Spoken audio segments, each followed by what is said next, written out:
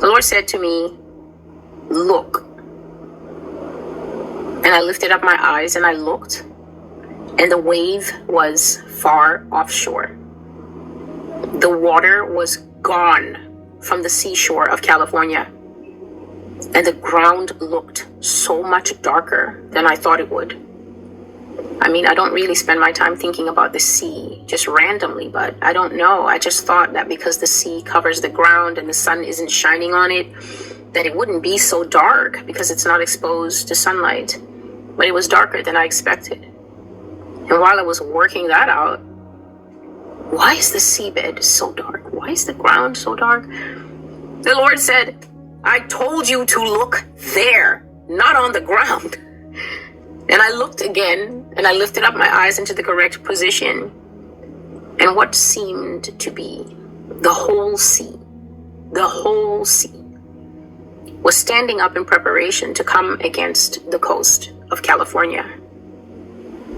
I repeat, to me, it looked like the whole water, everything, every drop, had gathered itself up. The whole water, everything that was supposed to be floating flat, had rolled back and was standing up in one immense, unbelievable wave, getting ready to come inland to California. And again, my brain began to interrupt with its wondering and with its adding lessons and observations that are simply not useful. My brain started its interrupting, its random wandering, its adding in with lessons that simply weren't useful. My brain said, surely this can't be. Surely some of the water has to remain down. But it looked to be all of the water standing up. In that short time it took to take my attention from the ocean floor and put my attention where Jesus was telling me, look. To look over to where he had said, I told you to look there, pointing far out to sea. In that time that it took to lift my eyes and see, the tsunami waves had formed and were ready to come against the California coastline. Looking at it, I felt weak.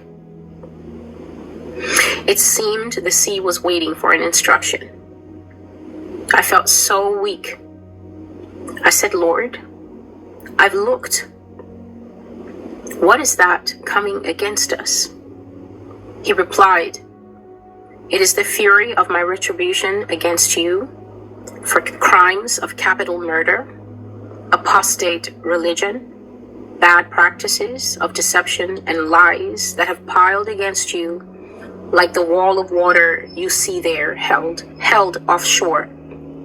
It is my condemnation for raping women, men, and children, defiling them and soiling their garments with pain and depression that is often hard for me to wash out. Some garments are impossible to wash out. They end up killing themselves, especially the men and children. It is my wrath for all the times you told yourselves it was okay to sleep with one another without a covenant, and for sleeping men with men, which is an abomination unto the Lord. It is my justice for all the murder you have committed against my original people, the Native Americans, the African Americans. The settlers have taken lives, and to this day, you are taking lives under the gunshots of law and order. It is the wave of my reckoning for sin. You knew it was coming. Hear the words of the Lord. Then the water disappeared. The ocean, the tsunami that was being held offshore by his hand, standing up tall like a tower, just like water is stored up in heaven to come down at the right time when we need it, it all disappeared. The sea is waiting for God's command against us. The ocean, the water, is ready to overthrow the cities of California as soon as God gives the order. The people are laughing now, but their death shall be as public as the deaths of the people outside the boat of Noah. Once the Lord secures the number of the faithful who believe in him and are making their way out of a danger zone, the water will be commanded to come in, and then for a moment, we will all see why the ground of the ocean is so dark. Because for a while, all the water will be gone out of California as the Lord prepares the biggest tsunami of all time. This is the will of the Lord.